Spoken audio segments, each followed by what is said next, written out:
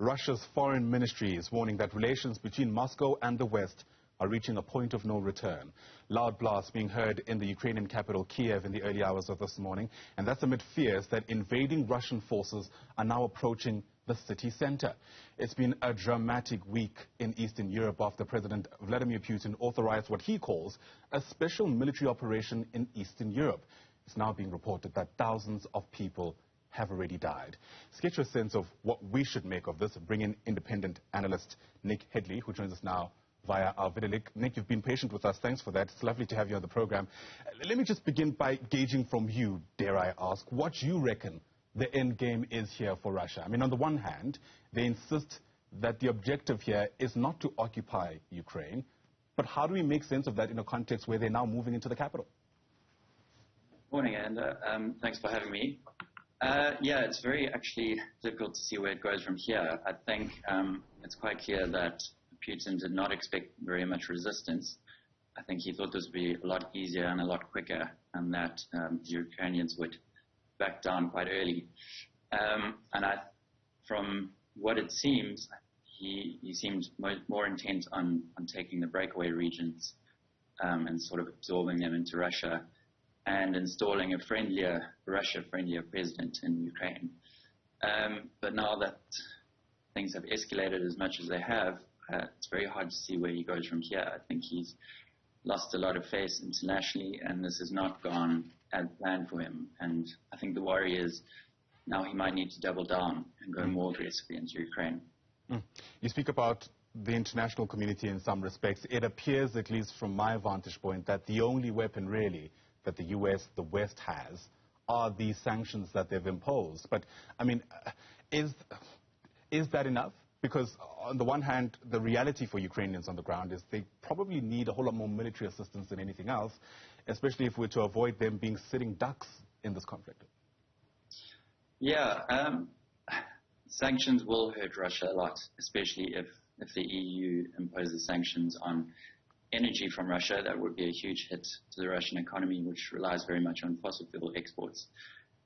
Seen this morning that the US is approving funding for the Ukrainian army.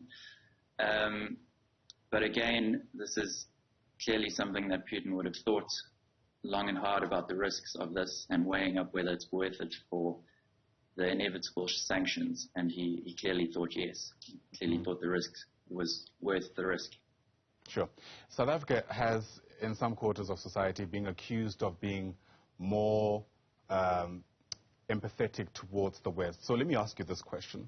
At the heart of what Russia is saying for its invasion as reasons is that it is afraid of NATO consolidating its allies around Russia and the kind of security risks that will pose to Moscow.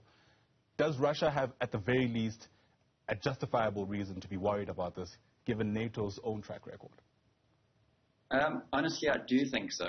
I don't think any country wants to really be surrounded by what they see as a hostile enemy, even if that's not how the West sees it. I mean, the West clearly thinks this is purely defensive, but I don't think anyone really wants to be surrounded by their enemies. So I do think it is justifiable, but moving in a full-scale war is never the right move.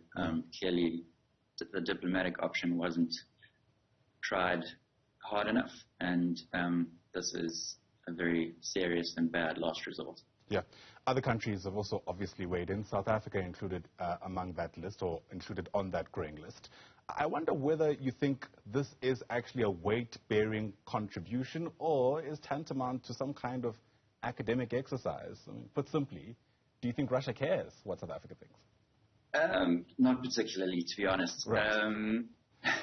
I think South Africa has been quite careful in trying to come across as fairly neutral. Obviously, we have economic ties to Russia as a part of the BRICS complex, and South Africa is very much sitting on the fence, although it has, I think, come out asking Russia to withdraw troops, but it hasn't been very firm in any of this. Russia is quite an important trading partner. It's one of the world's biggest exporters of wheat and corn, so that will affect South Africa very much. And obviously also a huge oil exporter.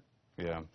Of course, the big question now is, I wonder how the next 24 hours will unfold. I mean, on the one hand, Ukrainian President Zelensky has essentially asked all able-bodied men of fighting age to come forward and essentially join the fight against what they're describing as the enemy. Russia, for itself, is saying that, you know, the relationship it has with the West is on the brink of absolute collapse. From your vantage point, is the door through diplomacy still open? Barely. I think it's, as I said earlier, escalated a lot further than Russia would have expected, I believe. And I think it's almost too late now to sort of save face. And I think it seems Putin's only real option is to go kind of all in from here, which is obviously deeply worrying. That's not to say that there isn't the possibility of diplomatic resolutions, and Russia has come out saying that if Ukraine lays down arms, then it will be open to talks. But obviously that would mean sort of the toppling of the Ukrainian government, I think is what most people would expect. Sure. Plenty moving parts. Thanks for helping us connect the dots in some respects. Nick Hedley is an independent analyst. Once again, Nick, thanks very much indeed for your time.